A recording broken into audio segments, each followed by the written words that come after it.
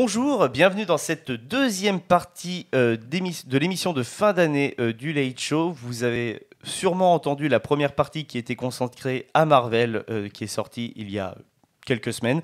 On se retrouve tout de suite pour le bilan de l'année 2021 cinéma, série télé, pop culture sur le Late Show.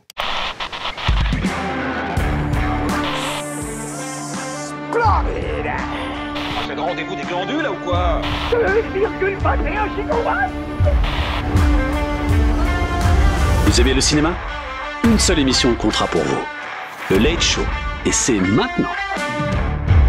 Les amis, on va passer donc à la deuxième partie de l'émission qui est le bilan de l'année 2021. Donc chaque chroniqueur va vous énoncer un petit peu leur coup de cœur de cette année. On va commencer par Ekichi. Tiens, tu vas commencer. Donc, quel est ton premier coup de cœur? En quelques mots, on va faire une petite demi-heure tranquille, voilà quoi. The only way this works is if we trust each other. So what do you say? If you say trust him, I'll trust him. The woman who left was not the one standing here now. So keep pushing me, Negan. Please. Alors mon premier coup de cœur, ça va être la première partie de la dernière saison de Walking Dead, tout simplement. Que je me suis relancé à regarder il y a peu, en repartant de la saison 9. Que j'avais vu, mais que voilà, comme ça je me suis dit j'ai une saison de rab et voilà, j'ai été surpris de voir que ça repart bien en intrigue. J'ai été re-hypé, les personnages sont très bien développés parce que j'avais lâché le truc un peu comme tout le monde, je pense. Déjà ils avaient pris du retard avec le Covid et voilà, Walking Dead c'est une série qui à un moment donné, enfin il y a des hauts et des bas souvent, ça retombe donc on lâche et là, je me suis dit, tiens, je vais reprendre. Et la première partie de la dernière saison, du coup, car c'est la dernière saison, est exceptionnelle. Voilà. Ah ouais, carrément exceptionnel. Oui, avec le personnage de Negan qui a un développement exceptionnel, extraordinaire, incroyable. Et là, je pèse mes mots. Oh Ah oui. Oh, à ce point-là? Ah, il est encore là, lui. Pour ma part, en tout cas. Ah ouais, carrément. Ouais. Carrément. Ok. Gary, premier coup de cœur. Et ça sera quoi? Ce sera Kaamelott, premier volet. Bien sûr. Bien sûr. Également. J'entraînais pas des débiles. Si, j'entraînais des débiles, mais pas des débiles comme ça. Qu'est-ce que vous entendez exactement par « vous êtes de retour » ? Des fois que vous redeveniez roi. Quoi ? Oui, c'est vrai que ça fait envie, quoi. Voilà, maintenant, si vous le sentez pas, vous le sentez pas, hein. Ça, hein. Kaamelott, premier volet, donc pour toi, mon Gary. Ça faisait beaucoup d'années qu'on attendait ce film. 10 ans. Trop d'années. Vraiment, le gars en aggro. On en a gros. Non, là, ce film, je l'attendais énormément. En plus, je sais pas si vous vous souvenez, au début, il était annoncé en octobre 2020. Oui. Ensuite, décalé en juillet 2020. Parce qu'il était en avance. Mais finalement, le Covid a fait coucou. Et du coup, redécalé en novembre 2020 et redécalé en juillet 2021. Horrible. C'est vrai.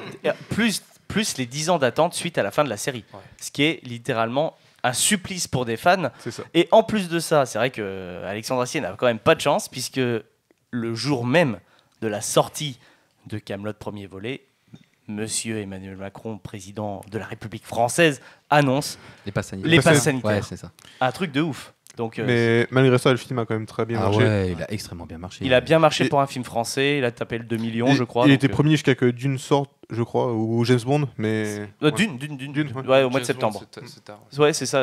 James Bond, c'est au mois de novembre qu'il est sorti, ou fin octobre, un truc comme ça. Quoi.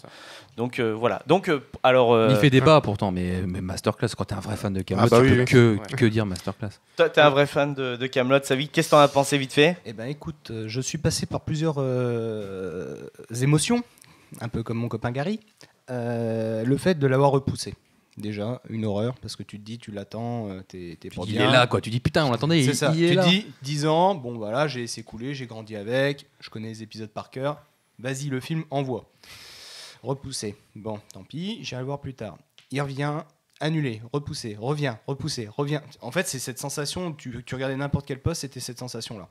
Au bout d'un moment, en fait, je suis arrivé. Alors, je sais pas si toi, Gary, ça t'a fait cet effet-là. J'ai dit, tu sais quoi, il sortira encore quand il sortira. Ça fait 10 ans que j'attends. Oui, c'est ça. Oui. J'en attends plus rien. J'abandonne. C'est pas plus mal parce que des fois, de mettre une attente comme ça. Et ben, c'est exactement ce que je me suis dit. En fait, je suis arrivé à un moment en mode, vas-y, sors. De toute façon, qu'il soit bon ou pas bon, je vois la patte Astier. À mon avis, il n'y a pas de raison que ça soit mauvais.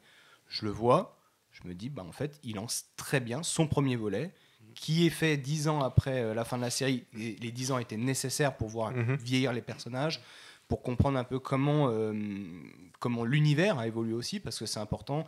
On a tout ce qui est géopolitique, les guerres, les batailles, les différents pégus qui sont retournés faire du jardinage alors que d'autres étaient chefs de guerre il y a quelques années.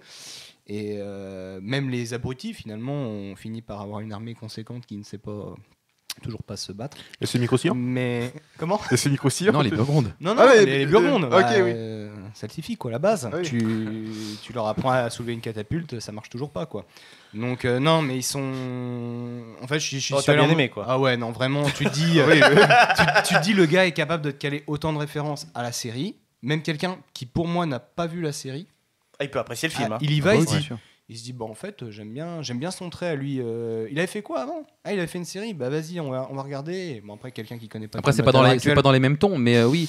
Mais c'est ça qui a été beaucoup reproché. Mais après, on est sur du film. Elle est entre les deux, je trouve, parce qu'on est vraiment sur un début très comique, très court, parce que le format l'exigeait à l'époque. M6 lui avait exigé ce type de format pour remplacer Caméra Café historiquement. Et donc, du coup, on arrive derrière sur un format où il va évoluer progressivement sur une saison 6 et 5. Qui est très fiction. La 5 est fiction, mais elle est encore dans le présent de la série. Alors que la 6, on revient clairement en arrière, on part sur quelque chose de... Il veut approfondir voilà, l'histoire, on approfondit les la chose, personnages. il dramatise un peu les choses, il va amplifier, puis il va amener aussi, pour ceux qui ne savent pas, le suicide. Pourquoi le suicide? Pourquoi il passe à l'acte de cette manière-là? Et comment on amène ça? Et là, dans le film, je trouve qu'on en parle, mais on ne s'étale pas là-dessus. C'est-à-dire qu'on a clairement compris qu'il avait lâché le morceau, un peu comme nous en attendant le film. Et finalement, on le regarde, on se laisse emmener dedans, on replonge dedans et on se dit quand le deuxième volet, tout simplement. C'est ça. Donc soyons patients pour le deuxième volet. En tout cas, Gary, c'était super bien choisi de parler de Kaamelott. C'est vrai qu'on n'a pas pu en parler dans l'émission parce qu'on a repris bien après.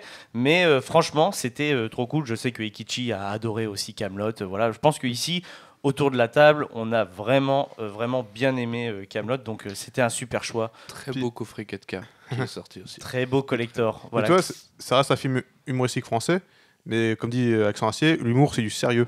Et dans le film, il a été tourné dans le désert, dans des endroits magnifiques. Et c'est peut-être un film humoristique, mais c'est la même qualité d'un film héroïque fantasy. Quasiment, oui. Ah oui, pour moi. Oui. Pour moi, c'est quand je vois Kaamelott être au sérieux, j'aime ça. Oui. Et voilà, je fais partie des gens qui aiment le Kaamelott sérieux. Moi, la saison 5, c'est ma préférée, et pourtant, c'est celle qui est le moins aimée. Et j'adore le sérieux de la saison 5, parce que l'humour qu'il y a dedans, il est pas rare, mais il est tellement en fait peu présent que quand il est là, c'est magnifique. Ouais. Il est corrosif. Rien qu'une scène, exemple. Quand il dit avec tous les gaz qu'il est obligé qu'il accumule, il est obligé de louffer. Sinon, mais il te dit ça d'une manière tellement naturelle, et les dialogues sont exceptionnels, ça te fait mourir de rire. Et oui, ils sont en mode normal.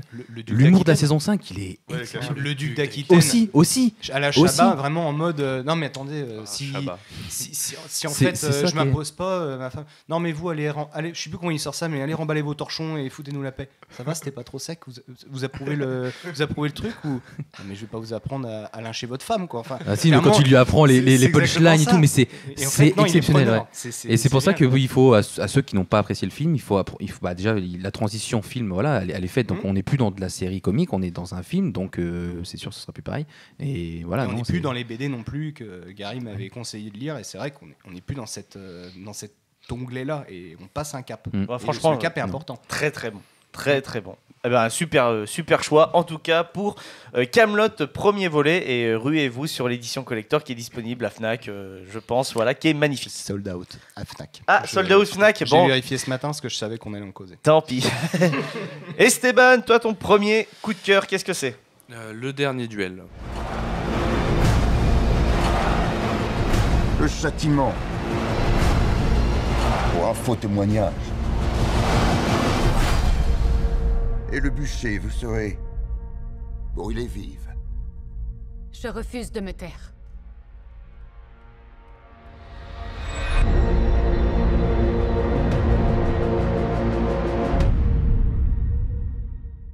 Le dernier duel réalisé par Ridley Scott, donc, qui est sorti donc, sur les alentours du mois d'octobre, voilà, chez nous. Esteban, pourquoi ce choix ? Pourquoi ce choix ? Pour l'histoire. Là, pour le coup, c'est clairement le scénario. Alors moi, je suis très graphique. On le verra d'ailleurs avec mon deuxième choix. Mais là, c'est vraiment l'histoire et les points de vue qui font tout ce qui fonctionne dans ce film. Et voilà, même après des mois après, tu repenses encore à ça, aux choix qui ont été faits, aux trucs, et tu réfléchis. C'est un film qui fait parler, sur lequel tu as besoin de revenir dessus pour le comprendre et pour comprendre tous les points de vue. Et c'est génial. Et les acteurs, pareil, les acteurs, le réalisateur, tout est parfait dans ce film. C'est une période que j'aime beaucoup en plus, historique. Non, ce film, alors j'en attendais rien. Alors ça vient aussi peut-être de là que j'aime autant ce film. C'est que j'en attendais rien, je l'ai vu et je me suis pris une vraie grosse claque, quoi. Ok, bah, je suis assez d'accord avec toi. Je suis très content que ce choix ait été choisi ce soir autour de la table pour parler des coups de cœur de cette année 2021. Pour ceux qui n'ont pas vu le film, je vous le recommande vraiment, vraiment beaucoup. Ridley Scott est revenu cette année avec deux bons films, dont un qui est une masterclass, et c'est le dernier duel.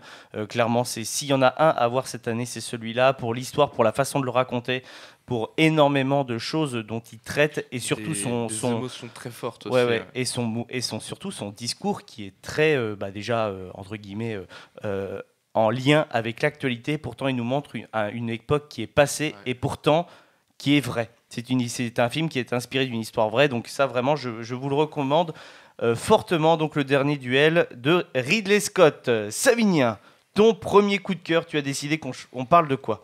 Eh ben, on va retourner chez Snyder avec la Justice League. Seigneur, ce monde tombera. Je recrute des guerriers. Je monte une alliance contre ses ennemis. On disait que l'ère des héros était révolue.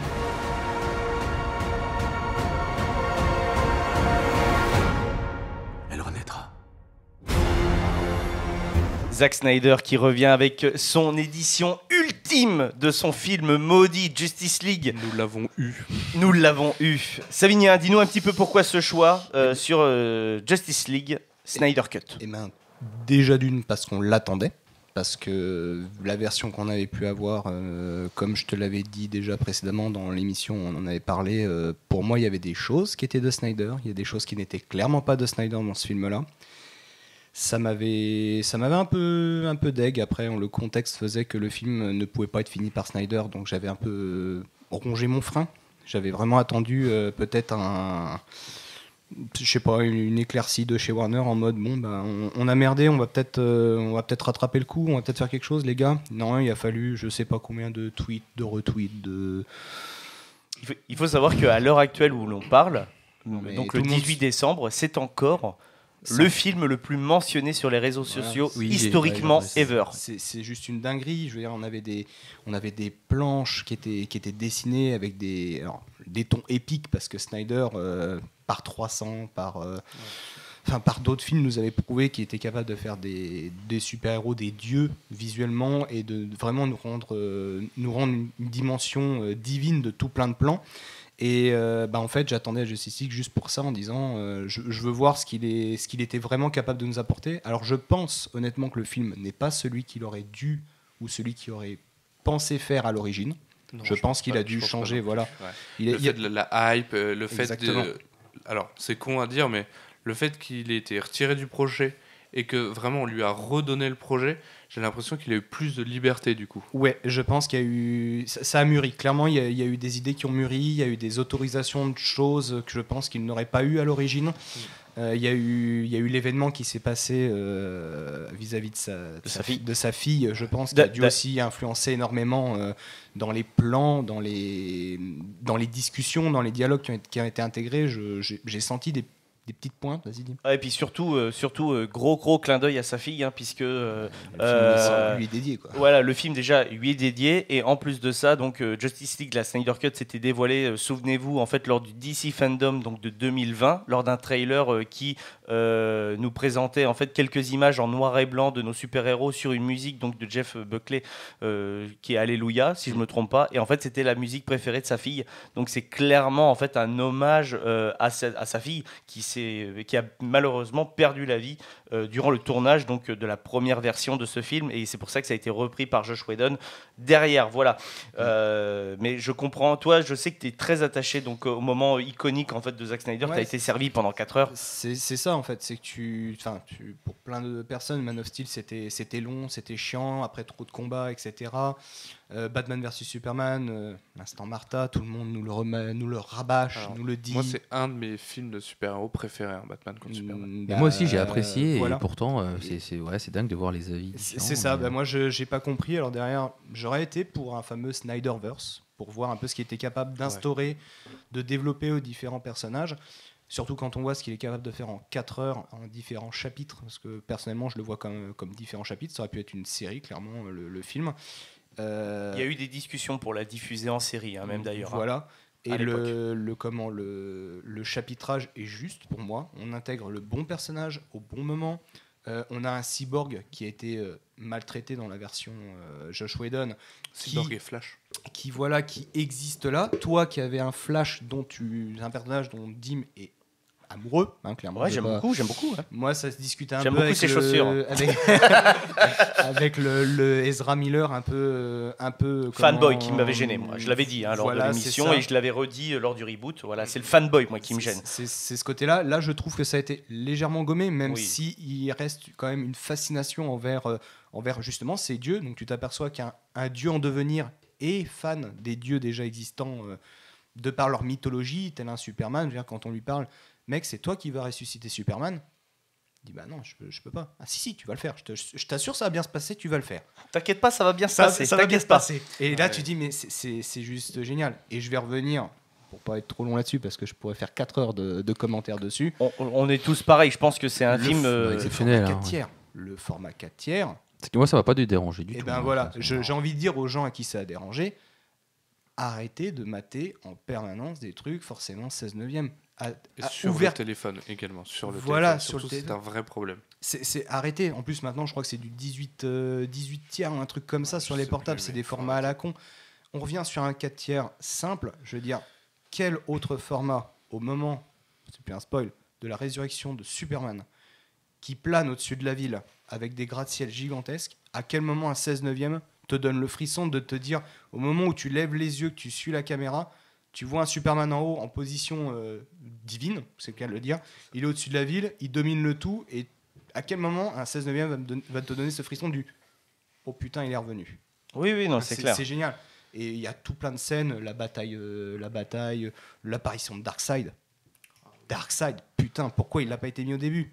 Bon, l'armure Steppenwolf, elle est un petit peu discutable, mais bon, l'effet Transformers, pourquoi pas ? Moi, j'aime bien la deuxième. J'aime beaucoup. Et puis même le personnage de Steppenwolf est plus développé aussi. Il est plus développé. Tout est plus développé. Il a une crédibilité, je trouve, dans le deuxième. Alors que dans le premier, la première version, c'était le méchant. Voilà. C'est ça, il a une vraie fin. C'est un toutou de Darkseid, mais on sait pourquoi c'est le toutou de Darkseid. Et bon, l'apparition de Darkseid, elle est juste incroyable, masterclass. Ouais. T'arrives le seul 3 films sur Darkseid en fait. Donnez-moi ça. Bah, tu peux faire un Thanos story comme on a pu avoir avec Marvel, mais en fait sur Darkseid, pourquoi il est devenu le tyran qu'il est à l'heure actuelle. Perso, moi, l'apparition de Darkseid m'a filé le même frisson que l'apparition de Superman quand il ressuscite. Je le vois, je me dis. Ah ouais, putain, il en impose. Hein. Il est beau le salaud là. Il arrive, on s'attend pas à le voir comme ça vraiment quoi. Et là, il y est. Et pendant tout le film, tu l'aperçois, mais c'est pas lui, c'est des formes. Tu l'entends. Et là, tu le vois devant toi. Et somptueux. Puis le design, je veux dire, ils ont clairement repris. Alors, moi, c'est mon côté Injustice. Je trouve qu'il y a une petite pointe quand même Injustice qui ressort sur le côté. On n'hésite pas à supprimer. Voilà. Ouais. On n'hésite pas à supprimer un personnage, chose que du coup, je pense que je vais changer mon flop d'ailleurs pour ça, parce que ça vient de me revenir, je cherchais ce film-là. Mais Injustice, le comics Injustice première partie, enfin Injustice 1 du coup, qui est tiré des jeux, le comics qui est sorti, C'est une masterclass. Hein. C'est une Si vous n'avez pas lu les comics, C'est une putain de masterclass, vraiment. Et j'aurais aimé, même si Snyderverse n'est pas Injustice, clairement, ça pouvait te coller le même poil en regardant ces films. C'est vrai. Non, je suis d'accord. Je suis très d'accord. Bah écoutez, super. On est tous d'accord pour dire qu'on a quand même bien apprécié Justice League Snyder Cut. Avec Gary, on avait pu le voir ensemble et on a fait les 4 heures d'affilée. Et il était tard. Je pense que... Alors, c'est une question encore de est-ce qu'on peut fragmenter les films ou quoi que ce soit, même si là c'est en chapitre, faut le voir d'une traite. Hein. Moi, moi là-bas, j'étais parti pour le voir en chapitré. Et j'ai fait les 4 heures d'un coup. C'est impressionnant, il te happe en fait, c'est impressionnant. C'est impressionnant. Moi, je l'avais fait en 2 parties. Toi, tu l'as fait en 2 parties. Ouais, je l'ai fait en 2 parties parce que je l'ai regardé avec Coralie. Et c'est vrai que on attaquait ça, il était déjà 22h. Donc ça tape un petit peu. C'est les horaires qu'on a fait, on a fini à 3h. Voilà, c'est ça. Et en fait, moi j'étais encore dessus, j'étais vraiment dessus. Et elle, je la voyais faire une petite bascule comme ça, légèrement. Si tu veux qu'on coupe, elle me dit ouais, parce que je veux vraiment le voir, je l'attends aussi. Elle n'aimait pas du tout l'univers. Alors, le fait de l'avoir repris après, est-ce que ça change quelque chose ou pas? Franchement, non. J'avais attendu 1 an et demi pour le voir, donc.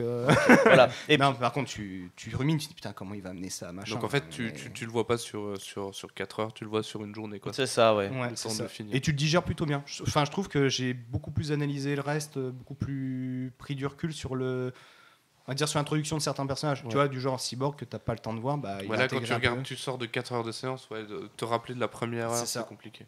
Ah oui. Non, mais je suis totalement d'accord. Écoute, merci Savinia de nous avoir partagé un petit peu ton top de l'année. C'était principalement pour ça que tu voulais venir dans l'émission parler de la Justice League de Zack Snyder. Et pour ma part, donc mon premier coup de cœur de cette année, je vais basculer et repasser du côté Marvel puisque je vais vous parler de la série Loki. Vous pouvez me faire confiance. Loki, j'ai passé en revue le moindre moment de votre vie passée. Vous avez littéralement trahi vos semblables chaque fois que c'était possible. Je n'ai qu'à pas recommencer.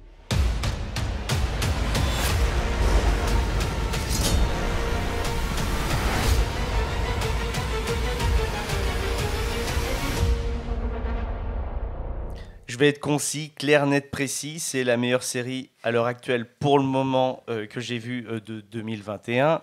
Pourquoi? Elle intègre des enjeux du MCU qu'on attend depuis un longtemps. Kang, le Conquérant, qui est le méchant de la phase 4 du MCU, qui est potentiellement le méchant le plus fort que les Avengers ou que les futurs héros qui seront présents dans le MCU vont devoir combattre.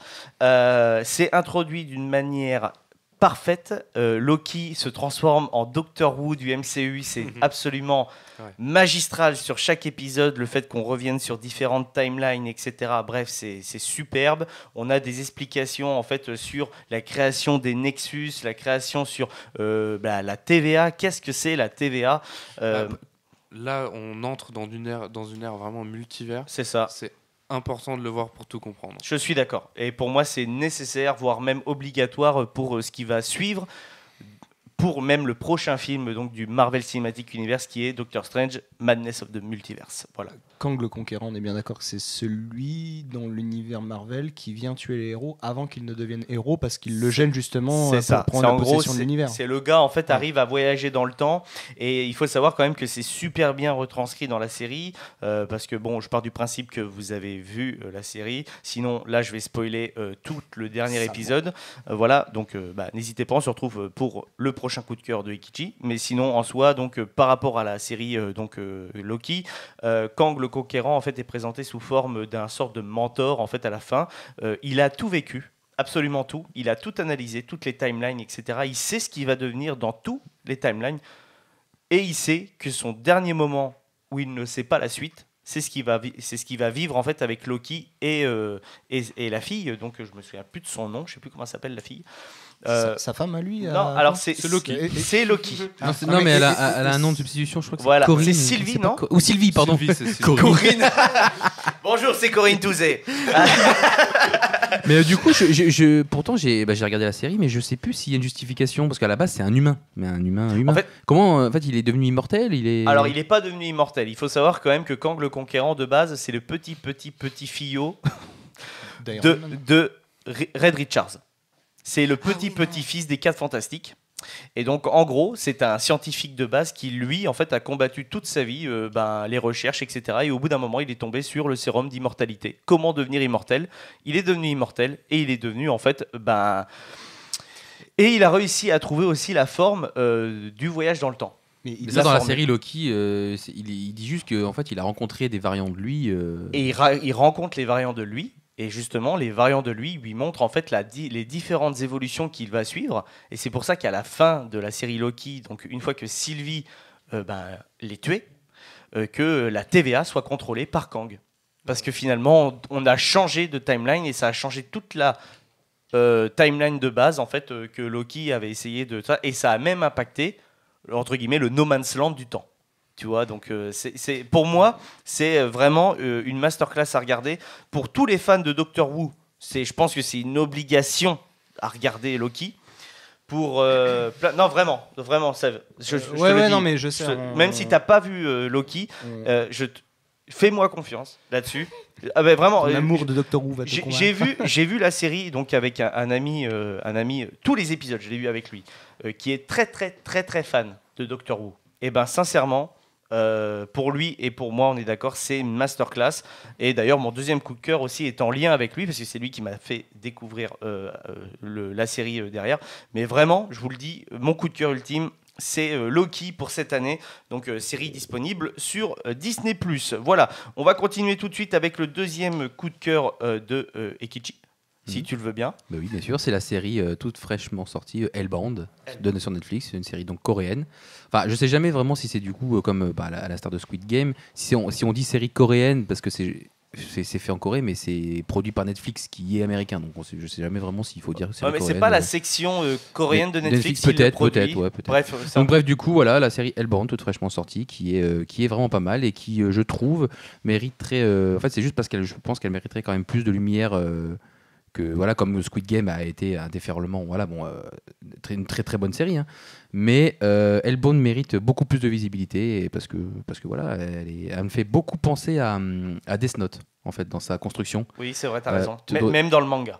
Parce que moi, je suis en train de lire le manga, d'accord, et même dans le manga, c'est très Death Note. Et moi, ça me fait beaucoup penser à ça, ce côté donc violent et divin, et psychologique et philosophique de toute cette pseudo-religion. Donc c'est pour ça que quand je dis que ça me fait penser à Death Note, l'animé et le manga, on est d'accord, hein, pas le Death Note Netflix. Hein. Donc, j'y pensais même plus, mec.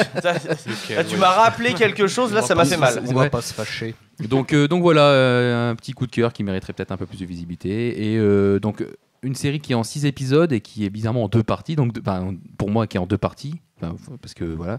Donc la première partie, comme on avait parlé en off, c'est vrai que les jeux d'acteurs sont peut-être un peu moins bons que ceux de Squid Game. Mais dans la deuxième partie, les acteurs font vraiment un très bon boulot. Ok. Ouais. Parce qu'en fait, les 3 épisodes, c'est 5 ans après, 3 épisodes. Donc super intéressant. Les 3 derniers épisodes sont vraiment très bons et les jeux d'acteurs beaucoup mieux que la première partie. Donc, écoute, voilà. Super. Merci beaucoup, Ekichi. C'est vrai que là, on peut pas trop rebondir parce que je pense que tu es le seul à avoir fini la série. Mais merci en tout cas parce que moi, tu m'as redonné un peu l'envie. Moi, je suis en train de lire le manga et personnellement, j'aime beaucoup. Mais je vais me forcer à regarder Hellbound et te faire confiance. Quand on voit la fin du dernier épisode, je pense qu'ils c'est comme tout, ils attendent de voir la popularité pour voir s'ils vont faire une saison 2. Mais il y a obligatoirement une suite. Hein. Enfin, il ne peut que y avoir une suite quand tu vois la fin. D'accord. Écoute, super.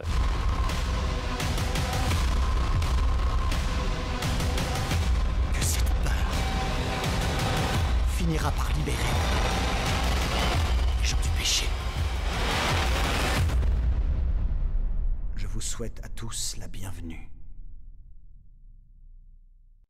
dans le nouveau monde. Gary, ton deuxième coup de cœur. Alors j'ai beaucoup hésité. Ok. J'aurais pu parler de La Roue du Temps.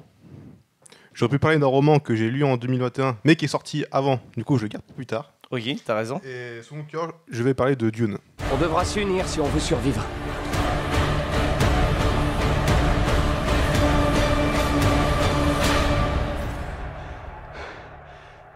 Ton destin t'appelle.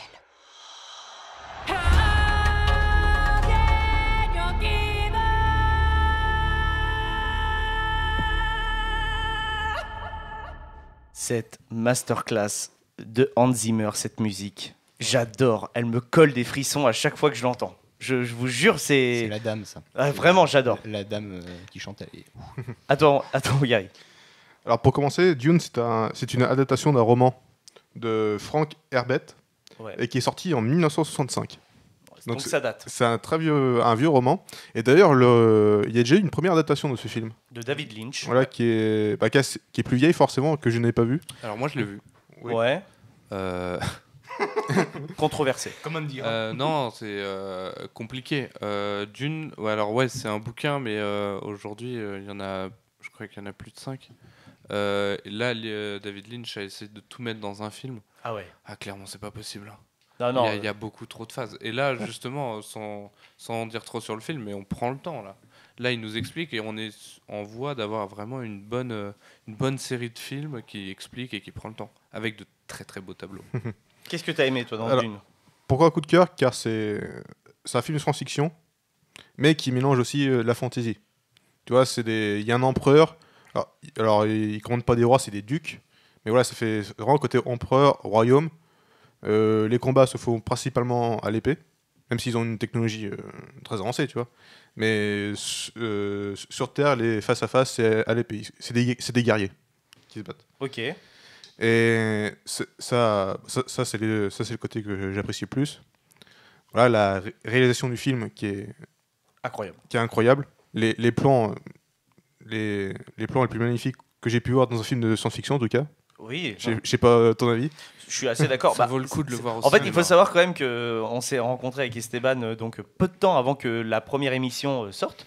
Et le premier truc dont on a parlé, c'est de Dune. Et on était d'accord pour dire que Dune, la grosse force de ce film, c'est que les plans sont iconique, mais tu dépasses un stade en fait où vraiment c'est des peintures que tu vois à l'écran. C'est vraiment des tableaux. Ouais. C'est des peintures quoi. Vraiment, c'est en plus ça mélange plein de styles entre les différentes architectures des différentes planètes que l'on peut voir, les différents jeux de couleurs. Bref, moi c'est magnifique. C'est magnifique. Puis tu nous as fait écouter la musique d'Hans Zimmer. Forcément, quand lui il fait ça, c'est forcément bien, de toute façon. Mais tu sais que à la base, il avait décidé de prendre sa retraite et que le gars, ils sont venus voir et ont fait. On est en train de faire Dune, je le fais. Parce qu'en gros, en fait, vraiment, c'était un film dont il voulait vraiment, en fait, entre guillemets, bosser. Et apparemment, juste avant l'avant-première donc de Dune, donc aux États-Unis, etc. Hans Zimmer était en train de composer encore des musiques pour le film. Il faudrait celle-là, je la verrais bien là, etc. Non mais Hans, il est fini le film, il sort dans 3 heures. On peut pas la mettre ta musique, c'est pas possible. Et en fait, ils vont garder, je pense, des trucs pour le 2, puisque ça a été annoncé. Donc Dune aura bien le droit à son second volet. Donc voilà, donc n'hésitez pas. Dune sort au mois de janvier, on l'a vu en Blu-ray, donc n'hésitez. Voilà. Donc, si vous pouvez le prendre en 4K, prenez, ah oui, ça vaut le coup là. Il faut le voir sur un bel écran, un grand écran, ça vaut vraiment le coup. Je suis assez d'accord. Eh ben écoute, merci Gary en tout cas pour ce deuxième coup de cœur. Esteban, ce deuxième coup de cœur. Du coup, moi, très graphique, donc Last Night in Soho. Il est trop tard pour moi.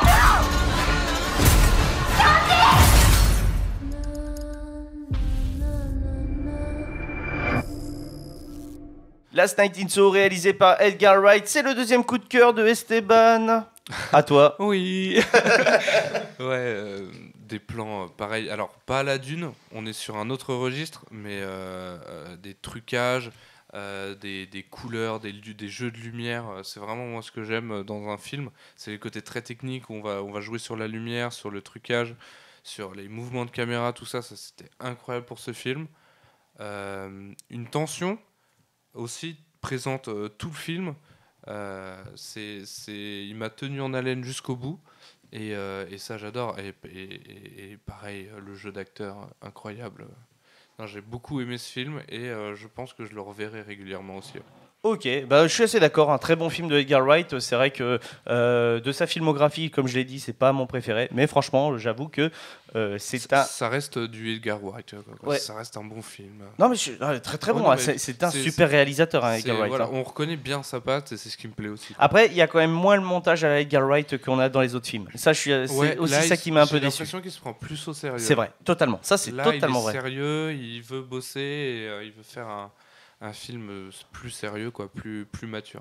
Ok, et ben écoute, merci beaucoup Esteban pour ce deuxième coup de cœur. On passe au deuxième coup de cœur de Savinien. Et là, ça va vous surprendre un petit peu, puisqu'il s'agit non pas d'un livre, non pas d'un film, non pas d'une série, mais d'un jeu vidéo. D'un jeu où, passez-moi l'expression, on rote du sang. Non, mais pour ceux qui sont habitués à la série des Souls, moi, il y en a un qu'entre guillemets j'attends, c'est le Elden Ring, qui, du coup, si on... Tu m'as dit le 7 janvier que nous causons là actuellement. Oui. Et ben, donc, du coup, qui doit sortir le 22 février, si je me trompe pas. Étant on va dire un amoureux de la patte graphique de ces jeux-là, je m'explique, Dark Souls, Dark Fantasy, on a Gary qui acquiesce, mais non, vraiment, on est sur quelque chose de très très beau visuellement, outre le fait que de la difficulté du jeu qui est juste aberrante, entre guillemets, quand on voit ce qui sort à l'heure actuelle, mais c'est ça qui me séduit et qui me plaît vraiment dans ces jeux-là, c'est-à-dire que je n'ai fait que le 1, et le 1, je ne l'ai jamais fini, parce que par faute de temps, de me dire, voilà, j'en fais un bout, je me fais éclater à un moment, sur un boss ou même juste sur un mob que tu ne comprends pas comment il se déplace, comment ça va ou quoi, et en fait tu te dis bah je vais passer une demi-heure, 1 heure sur un mob, tu te fais tuer, tu reviens, tu te fais tuer, tu reviens. Je sais que c'est pas la boucle de gameplay préférée, quoi. C'est ça, mais en fait ce que tu recherches dans ce genre de jeu là, c'est le côté ultra gratifiant quand tu passes une de ces étapes. Voilà, c'est ça, c'est que tu as des gens qui vont chercher à finir le jeu en speedrun. Moi, je prends le temps, je vais faire chaque bout de map, quitte à me faire tuer 2 fois par une bestiole. En fait, c'est tellement riche en paysages, tellement riche en façon d'aborder le jeu, parce que tu peux le faire en différentes phases, aussi bien en full guerrier, être un gros tank, être un gros lourd, être un mage, être un pyromancien, un archer. Enfin, tu peux le faire de plein de manières différentes. Et en fait, moi, je prends plaisir à tester toutes ces facettes-là du jeu et à me dire, voilà, bah, je le finirai quand je le finirai. Le premier, il date d'il y a... Je ne sais même plus en quelle année le premier est sorti, mais il y a eu Demon's Souls qui est ressorti sur PS5 au moment de la sortie de la PS5, qui a été un des jeux vitrines. Et je pense que si ce jeu-là est apparu en jeu vitrine de la PS5 au moment de sa sortie, c'est quand même que les Souls ont marqué leur génération et ont quand même un impact sur on va dire, sur la persévérance de certains joueurs. Sur la licence, forcément PlayStation. En plus. Donc là, on a vraiment quelque chose de marquant. On a le Demon's Souls, on a le Dark Souls. Et là, on part sur donc, Elden Ring, qui est un nouveau lore, on va dire, dans le From Software. Parce qu'il y a aussi les Bloodborne.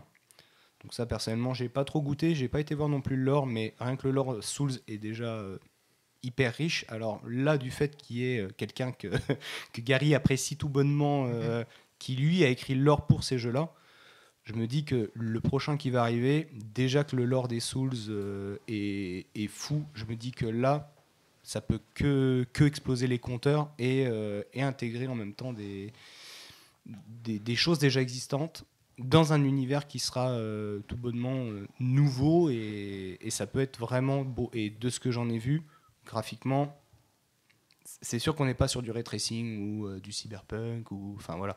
Mais par contre, toi qui aimes les tableaux, Esteban, du coup, je ne savais pas. Là, c'est vraiment c'est des putains de fresques. Vraiment, c'est beau. J'ai essayé de faire des Demon's Souls, enfin des Dark Souls, mais non, je suis pas assez bon. Voilà, mais on est d'accord. Ça a beau me gratifier, j'ai vraiment du mal. Mais par contre, regarder un gameplay, moi, ça me plaît beaucoup. Ouais, je suis assez d'accord. Regarder un mec qui est bon, ça me déplaît pas. Alors, par contre, voilà. Si tu aimes bien et que tu aimes bien un peu dans le genre YouTube, bon, après il est quand même relativement connu, surtout dans le Twitch game. Moi, je sais que les Souls, j'aime beaucoup regarder AlphaCast. Ouais. Voilà. Et vraiment, il a une voix posée. Le gars est peinard. Alors sur le Dark Souls 2, un peu moins, mais tu sens que sur le 3, sur le Demon's Souls, sur tout ça, le gars, tu vois, il a vécu. Il a 3000 heures sur un Dark Souls. Enfin, t'apprends à relativiser. Et vraiment, c'est ultra plaisant. Moi, c'est vraiment, je peux me détendre sur un Dark Souls. Parce que tu relativises, tu dis, bah, je me prends une piquette. C'est le jeu qui veut ça en fait. Non, mais c'est ça, le jeu veut que tu t'en prennes une. Bah, vas-y, mais là moi, de toute façon, je recommence au feu derrière en fait. Ok, bah ça marche. Donc ça sera Elden Ring pour le deuxième coup de cœur des Saminiens qui sort le 22 février. On le rappelle. J'ai pas sponsor. Les amis. Non, moi non plus. Je suis pas sponsor par From Software. J'aimerais bien, mais on n'est pas sponsor. Voilà. Je prends. Ok. Et j'aimerais bien être sponsor aussi par mon deuxième coup de cœur aussi, tout simplement, puisqu'il s'agit de la série Arcane. On est encore sœurs. Jamais rien ne pourra changer ça.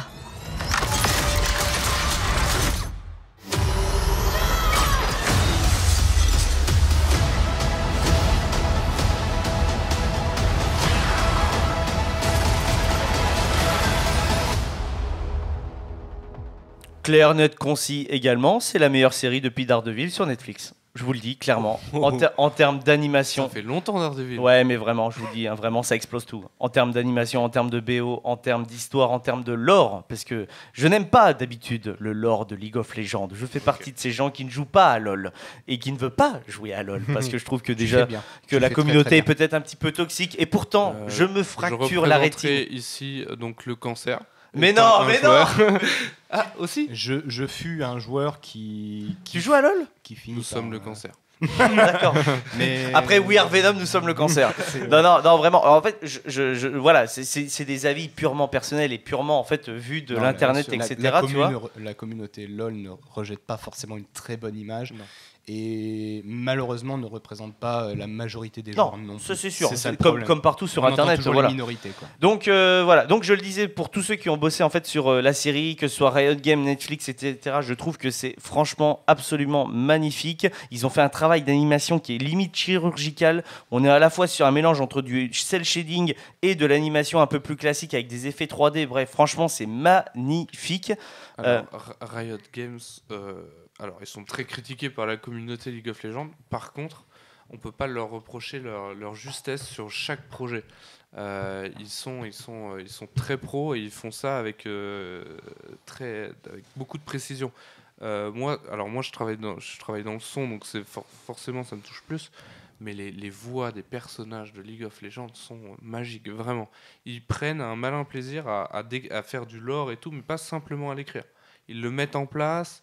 Ils le mettent en place aussi dans des événements, dans des voix. Tu peux avoir des voix qui ressortent dans le jeu quand tu joues avec différents personnages ensemble.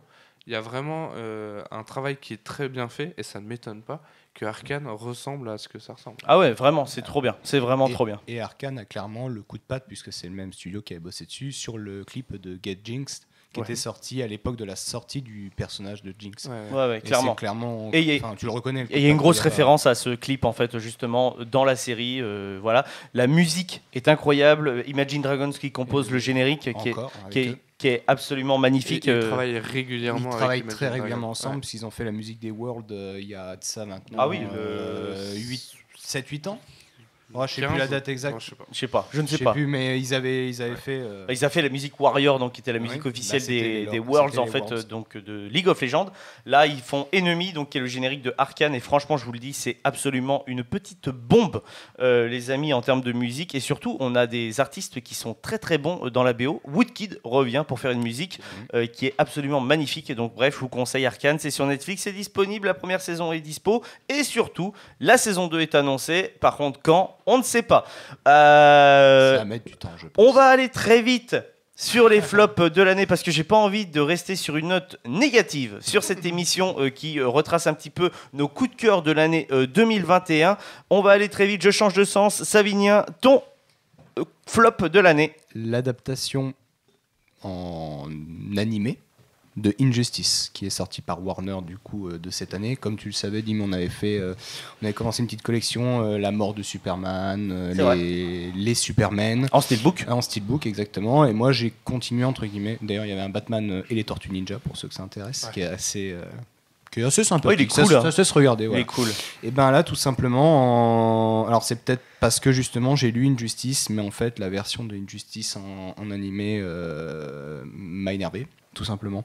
parce qu'on a un lore et une justice qui ne pouvait pas être condensé en un seul animé, et c'est ce qu'ils ont fait. D'accord. Bon, déjà c'est très mauvais. Donc voilà, on passe la gravité. Alors je pense que ça a été édulcoré pour que les enfants regardent. Chose qu'on n'était pas habitué, puisque même les autres animés étaient quand même plutôt fidèles, étaient matures, assez adultes. Voilà. Et là, je trouve que ça a été extrêmement édulcoré. Donc, on se retrouve avec des morts de personnages qui ont été tout simplement squeezés, des personnages qui n'ont pas été intégrés. Il y a beaucoup de choses qui arrivent à des moments qui n'arrivent pas dans le comics et qui n'ont rien à foutre là. Okay. Et ça, moi, franchement, ça m'a gâché le visionnage. Le visionnage. Vraiment, je l'ai regardé, je me suis dit, vous appelez ça une justice, vous foutez de ma gueule, quoi. You'll throw away everything the Justice League stands for.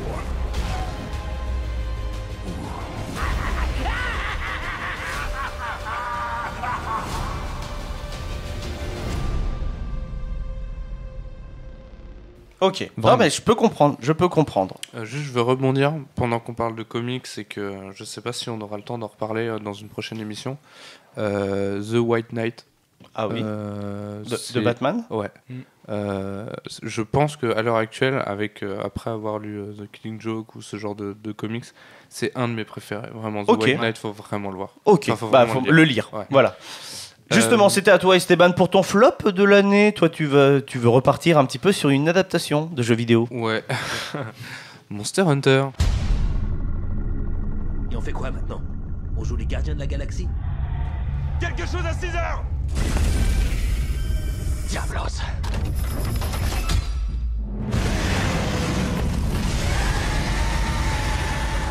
J'hallucine. Monster Hunter réalisé par Paul W.S. Anderson, réalisateur de Mortal Kombat dans les années 90 et qu'on avait dit qu'il était pas si mal finalement. Non, voilà. Et après, il a réalisé aussi les Resident Evil. On a discuté donc lors de notre précédente émission avec Stéphane du comptoir du jeu vidéo. Pourquoi ce choix? Alors, je joue beaucoup aux jeux vidéo. Je joue pas énormément au Monster Hunter. Le principe de farm, de tryhard, c'est pas mon truc. Mais j'ai quand même essayé pour voir ce que ça donnait. Bon, déjà, le film ne raconte pas du tout l'histoire du jeu. Donc là, on est vraiment sur autre chose. Mais même les personnages, en fait, on n'a rien à voir par rapport au jeu. Je sais pas pourquoi ça s'appelle Monster Hunter. Totalement, mais c'est ce qu'on disait de base. Pour être déjà une bonne adaptation, il faut que ce soit un bon film. Et là, c'est ce qu'on disait avec Gary en off avant, c'est pas un bon film. C'est ça. Voilà. Alors, même au-delà d'être un bon film ou pas, déjà, on n'est même pas dans l'univers Monster Hunter. Alors oui, il y a des monstres, mais c'est tout. On les chasse pas, on fuit. Ah oui. Voilà. Et puis on fait pas des armes, on ne farme pas. Non, c'est pas Monster Hunter. Donc voilà. Donc déjà, c'est pas une adaptation de Monster Hunter. Ensuite, effectivement, en termes de qualité de film, il y a aucune progression des personnages. C'est juste nul à chier, vraiment. Alors. C'est sympa à voir hein, parce que t'as des jolis effets, t'as ce genre de choses. Je trouve qu'il a fait un effort au niveau des effets spéciaux. Oui, les monstres sont bien faits. Ça change. C'est le seul point positif. Voilà. C'est vrai. Et puis après, le reste c'est nul à chier. On va pas le féliciter d'avoir utilisé les bons cris des monstres non plus dedans. Tu vois. Non, c'est sûr. Mais bon. Non, mais je suis extrêmement moi, dur. Moi, je vois un Talos qui est bien fait, je suis content, tu vois. Un Diablos noir. Et puis, Diablos noir est sympa, mais. Je suis d'accord. Excuse-moi, mais moi je me suis retenu vraiment avec Aurélie quand on regardait le film. Pour ça, je l'ai pas pris parce que je vais vraiment. Là, c'est de la haine. Quand le chat apparaît. Ah oui. Ah. Voilà. Et ben, j'ai fait exactement ça. Je n'ai rien dit du film. Je l'ai vu, j'ai encaissé. Vraiment, j'ai un tank. Là, tu vois, c'était Brome en support. Là, pour faire la référence, tu vois. Là, je vois. Mais je tank, et je tank, et je tank, et je tank. J'ai vu le chat arriver. Je te jure, j'ai éclaté. Je dis, mais c'est quoi cette merde? À quel moment vous me faites ça? Le chat miteux. Genre dans le. Parle bien devant le micro, Savini. Ouais, mais j'ai reculé parce que je criais comme un porc. Bien. J'ai épargné tout le monde. Mais je veux dire, le chat, c'est censé être le chat, donc Cuisto, du premier capitaine de la flotte. Le mouse Cuisto, je veux dire, tu le vois arriver, le mec, il a sa grosse épée à la main. Tu déconnes zéro avec le chat. C'est lui qui va te couper. T'es le repas d'amis. Là, tu le vois arriver, c'est un chat miteux au fond d'une cave. Personne ne le respecte. Et pourquoi ils l'ont mis en fait? C'est ça pour la référence. Pour la référence. Ouais, parce que c'est vraiment les mêmes mouvements que dans le jeu. Ouais, en plus, je crois que c'est la même scène que dans le jeu. Mais oui, mais ne le mettez pas à ce moment-là. Là, c'est une insulte au truc, quoi. Le chat, les repas dans Monster Hunter, c'est une institution, c'est quelque chose. Non mais c'est important dans le gameplay. Voilà. C'est comme le foie gras à Noël, on le sait, voilà les amis, on a compris les gars. C'est hyper important. C'est hyper important dans le. Ça rentre vraiment dans le gameplay. C'est ça. C'est que avant de partir en mission, tu fais ton repas, tu cherches tes buffs, tes machins. Mais là, il y a rien qui colle. L'armure, elle colle pas. Enfin, même l'événement in-game. Quelle armure? Non mais voilà. C'est une épaulette. Bah si, parce que techniquement la tenue du gars c'est la tenue du chasseur du Monster Hunter. Du gars qu'on voit dans les 30 dernières minutes. Non, Tonija. On parlera même pas du capitaine daubé du cul de chez Wish. Avec les cheveux là. Vous parlez de Ron Perlman, hein, c'est le mec qui a joué Hellboy. Hein. Oui, et ben il aurait dû rester en enfer, tu vois, sur ce coup-là vraiment, parce que là il a ramené la merde avec lui et ça va pas. Oui, non mais ça ne va pas. Je suis d'accord, finalement, c'était pas bon. Par contre, on va le souligner tout de suite, ils ont fait un magnifique steelbook qui est disponible sur la Fnac si vous pouvez si vous voulez le précommander, si vous faites une collection de steelbook, ouais, les amis. Il va prendre de la valeur. Non, mais il va prendre de la valeur. Bien sûr qu'il va prendre de la valeur, parce que finalement, il va pas se vendre, et au bout d'un moment, les gens ils vont se dire, bah, il est pas si mal finalement le film, et puis il va être recherché, et au bout d'un. C'est pas si mal. Non, mais tu verras. Les Resident Evil. Non. Les gars, faites gaffe. Attends, on en parle du nouveau qui est sorti ou pas? Bah écoute, nous, on en a parlé et c'était plutôt mitigé positif. Putain, moi je vais même pas leur donner du pognon. Ah, sans déconner. Hein. Non, franchement. Ah bah Kaya Scodelario en Claire Redfield. En Claire Redfield. Je garde mes mots parce qu'on va se faire strike YouTube, mais vraiment, dégagez-moi ça. Hein. Ah non, franchement, bah, tu écouteras l'émission. C'est vrai que l'émission, quand on enregistre, donc cette émission n'est pas encore sortie, Sévignin, tu écouteras l'émission. Il y a de très bons arguments de la part de Stéphane et puis de la part de toute la team qui était présente ce soir-là. Donc Esteban, c'était Monster Hunter. Gary, ton flop. Moi, ce sera Halloween Kills. C'est le mal incarné.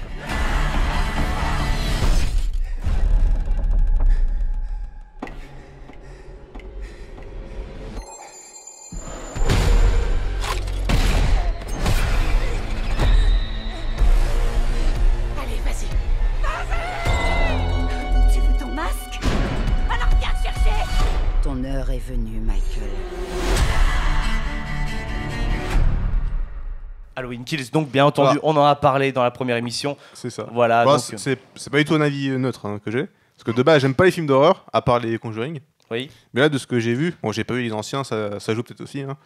Mais voilà, c'est un mec, il arrive, on sait pas pourquoi, il tue pour tuer, il y a pas de scénario, c'est fini, au revoir. Je pense que ça peut très bien suffire en fait à parler du film. Voilà, t'as pas aimé, t'es pas rentré dedans. On en a vraiment discuté dans la première émission, on va pas revenir dessus. Mais vraiment, voilà, je pense que ça peut être. J'en ai discuté avec d'autres personnes qui trouvent que le Halloween Kills est complètement naze, mais de base, hein, vraiment, et que même il y a des gens qui n'aiment pas le 2018. Aussi, tu vois, donc celui qui a été fait, la suite de celui-là, quoi, tu vois. Donc voilà, non, franchement, c'est super intéressant d'en discuter avec des personnes qui ne sont pas rentrées dedans. Moi, j'avoue que le premier film, je me suis dit, il se prend trop à sérieux, et celui-là, vu qu'il s'en bat les couilles totales, franchement, c'est plutôt passé en mode, ouais, il est juste là pour buter, et Myers, il est sanglant, quoi. Je veux dire, il transperce, je répète, une gorge avec un néon. C'est ça. Voilà, tout simplement. Ekichi, ton flop de l'année. Alors, moi, c'est un épisode de What If Marvel, hein, tout simplement. Alors, je voulais pas intégrer la série complète, parce qu'il y a des épisodes quand même qui sont intéressants, même si je continue à penser qu'elle n'était pas du tout essentielle. Après, elle est là pour amener du fanservice et des potentiels, on va dire, trailers à travers un épisode, voilà, un peu comme on a dit pour Doctor Strange.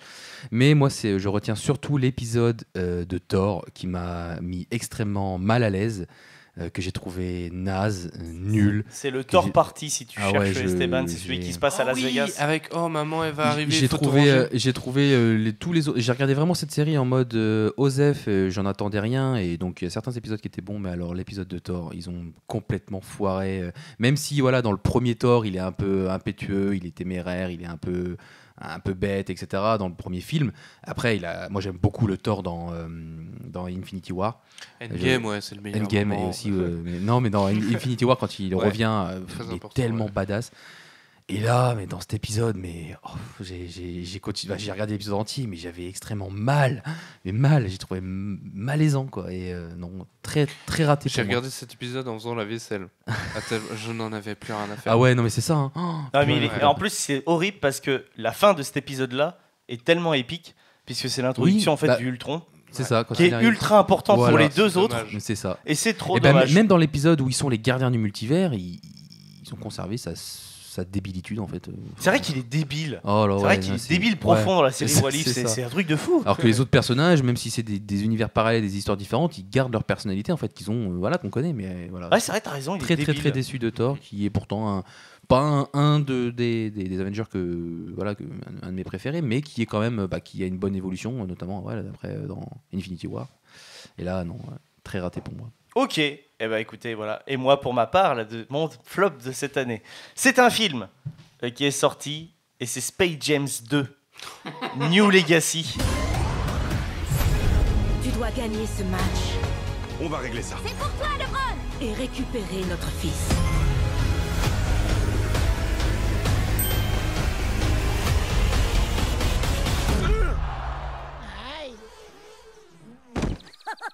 Le coup classique. Welcome to the Space Jam. Il fera moins le mariole quand je lui aurai dunké les fesses.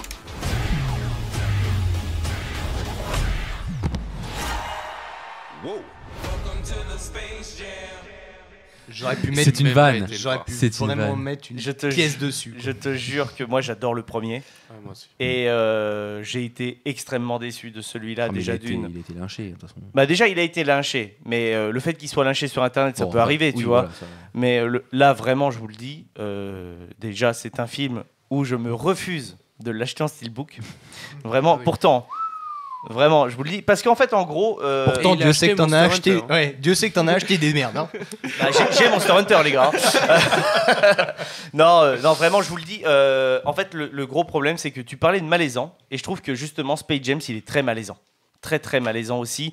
Ils essayent de surfer en fait sur de la nostalgie, ça marche pas du tout. La seule scène qui est intéressante, c'est l'intégration en fait des différents personnages de cartoon qu'ils ont intégrés dans les films de la Warner, c'est-à-dire qu'on va retrouver par exemple Bugs Bunny, non pas Bugs Bunny, mais genre Daffy Duck qui est dans Matrix, Porky Pig en fait qui est dans la voiture de Mad Max Fury Road. Tu vois, ça c'est super bien, mais ça dure 45 secondes. C'est juste le moment en fait pour que Bugs Bunny en fait récupère la team originale pour aller affronter la Goon Squad. Et franchement, j'ai trouvé ce passage-là vraiment cool. Mais tout le reste, les vannes, ça tombe à l'eau. Ça a 10 ans de retard, c'est dommage. Il y a une seule vanne qui m'a fait marrer, et je peux le dire, c'est un peu spoiler le film. Hein, mais en gros, au bout d'un moment, tu te dis, bon, on va peut-être avoir un caméo quand même de Michael Jordan. De Michael Jordan quand même, tu vois. Et finalement, ils font venir Michael Jordan, mais pas le bon. Ils font venir Michael B. Jordan. Et ça, c'est drôle. Parce qu'au bout d'un moment, il se retrouve à Michael B. Jordan dans le vestiaire face à LeBron James, et il se dit, mais c'est pas le vrai Michael Jordan, c'est Michael B. Jordan, c'est le mec qui joue dans Black Panther en fait. Et ah bon? Ah ouais, mais super les gars, vraiment continuez, tu vois. Et puis il se barre. Et c'est drôle, 15 secondes, tu vois. Et en fait, pour moi, je le résume à ce film-là, à ces deux trucs-là, le film, parce que en soi, tout le reste, c'est le premier film, mais en moins bien. Et vraiment, je trouve ça dommage, parce qu'en plus, ils ont essayé d'intégrer en mode, on va essayer de faire des suites. Faites pas les gars. Faites pas.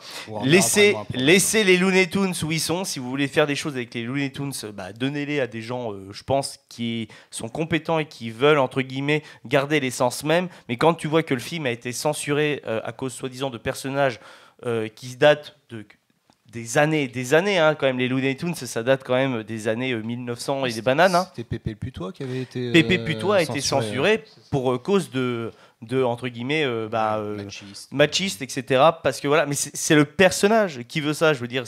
Donc en fait finalement ils l'ont carrément supprimé du film.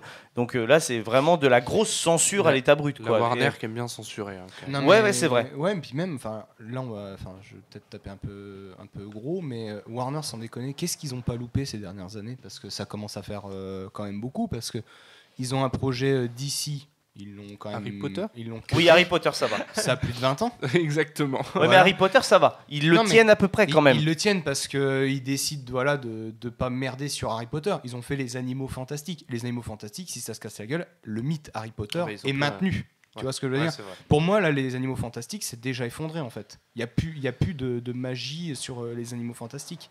À partir du moment où tu dégages Johnny Depp parce que le public, parce qu'il y a eu des histoires machin, tu commences avec. Leur direction ne fonctionne pas. Voilà, ils écoutent trop. Alors, ils écoutent trop, mais ils nous donnent pas la Justice League de Zack Snyder. Voilà, c'est vrai. Non, je suis assez d'accord sur pas mal de trucs. Et puis, bon, bref, c'est vrai que la Warner, ils ont entre guillemets peut-être des choix qui sont difficiles à comprendre, mais ils sont difficiles à faire aussi. Mais ils sont difficiles à faire aussi, voilà. Donc, je pense qu'ils essayent entre guillemets de satisfaire tout le monde. Ils sont peut-être entre guillemets avec une équipe au marketing et au management qui est peut-être un petit peu vieille, qui a du mal à gérer les réseaux sociaux et les retours qu'ils ont derrière. Je parle bien entendu pas de Warner France, hein, mais je parle vraiment de Warner. Hein. Ceux qui disent on fait ces films-là, on met des billes là, tu vois. Et je pense que sur les projets auxquels ils sortent, on verra ce que ça donne au moment où on verra Matrix. C'est le prochain film Warner qui sort. Donc voilà, pour le moment, j'avoue qu'il y a quand même une petite peur. Matrix, c'est quand même Matrix. J'ai une très très grosse peur. Voilà, c'est normal. Matrix, c'est Matrix. Ça a révolutionné le cinéma hollywoodien dans les années 2000. Là, à l'heure actuelle, tu n'attends pas un Matrix. C'est comme un Space Jam 2, tu l'attendais pas. C'est vrai. Non, je l'attendais pas. Là, moi, j'ai l'impression qu'ils mettent des billes sur des trucs qu'on n'attend pas. Moi, perso, Matrix, tu le laissais tel qu'il était. Par contre, ils ont surfé sur la vibe tu vois, de sa popularité. C'est ça, mais par contre, tu vois, c'est un film que j'attends beaucoup plus de la team Warner et que pour le moment, il ne vient pas, mais c'est un Mad Max 5. Qui lui a repris un vent de fraîcheur avec Mad Max Fury Road qui était magnifique. Mais il devait pas faire un. Mais en fait là ils vont Furiosa, faire. Furiosa est en tournage, mais le truc c'est que Furiosa au bout d'un moment il faut le faire quoi. Je veux dire. Non, puis elle va perdre la hype du. Et oui, ça va perdre la hype aussi de Fury Road. Et tu vois. Fury Road. Ouais. Ah oui, non mais la hype de Fury Road a l'air descendue. Donc à voir, il faut voir qui est derrière le projet, si c'est toujours le même réal, etc. George Miller. Donc voilà, il faut voir. Les amis. Eh ben c'est terminé pour cette émission bilan de cette année 2021. Finalement plutôt pauvre en fait en cinéma parce que moi j'ai fait un petit calcul en termes de films vraiment qui ont pu m'intéresser, etc. Je suis à peine à 40 films vus au cinéma. Contrairement aux années qui sont beaucoup plus proches des 80, 90, voire même 100 sur l'année 2019 où on était au Late. Ça, c'est propre à toi. Ouais, non, mais vraiment. Et encore, là, il exclut les séries, parce que franchement. Oui. Mais en termes de contenu, je trouve que cette année, on n'a quand même pas eu énormément de choses au cinéma. Je trouve. Par contre, il y a eu un développement des plateformes liées au confinement et je crois qu'on est encore sur ça à l'heure actuelle. Ouais, ça se développe encore. Ça se développe énormément et ça va se développer. Surtout avec les menaces de fermeture encore qui pendent oui, c'est sûr. Dangereusement. Donc voilà quoi. Donc je pense qu'on n'a plus qu'à souhaiter de meilleurs vœux aux différents auditeurs qui sont derrière en fait leurs écouteurs et leurs remerciements de nous avoir écoutés et de nous avoir soutenus sur les 4 premières émissions qui sont sorties. Voilà, on se retrouve donc très très très prochainement sur toutes les plateformes de podcast, sur YouTube, bien entendu, grâce à Ekichi qui fait un montage de folie et réactif, les amis. De folie, il n'y a pas grand chose à faire, mais bon, après j'essaye d'être. Ouais, non, mais quand même, réactif, je vous remercie énormément. Voilà, je vous souhaite aussi énormément de meilleurs vœux pour cette année. Merci Savinien d'être venu en fait sur ces 2 parties d'émission. Écoute, un plaisir. Hein. Non, mais ça nous a fait. Ça fait plaisir de reprendre un peu. J'espère que j'ai été assez clair. Oui. Non, mais clairement. Pas trop foufou. Non, ça va. Non, franchement, c'était très cool. Ça donne un petit côté de nostalgie justement à l'émission pour ceux qui nous ont entendus avant à la radio et un vent de fraîcheur aussi qui ont pu te découvrir avec la nouvelle communauté qu'on essaye de créer. Merci d'être de plus en plus nombreux. N'hésitez surtout pas donc à venir rejoindre les réseaux sociaux, donc le facebook.com, le Late Off, le Instagram, le Late Off, le Twitter, le Late Off, bien entendu. Et comme je l'ai dit, les plateformes de podcast, n'hésitez surtout pas à nous mettre une petite note si vous avez apprécié. Ça aide le référencement. C'est pas grand-chose pour vous. Pour nous, c'est énorme. Merci en tout cas pour toutes les écoutes que vous nous avez données fin 2021. On espère que le contenu qu'on va faire en 2022 vous plaira. En tout cas, on vous fait de gros bisous. On se retrouve très très vite sur l'Internet français. Salut à tous.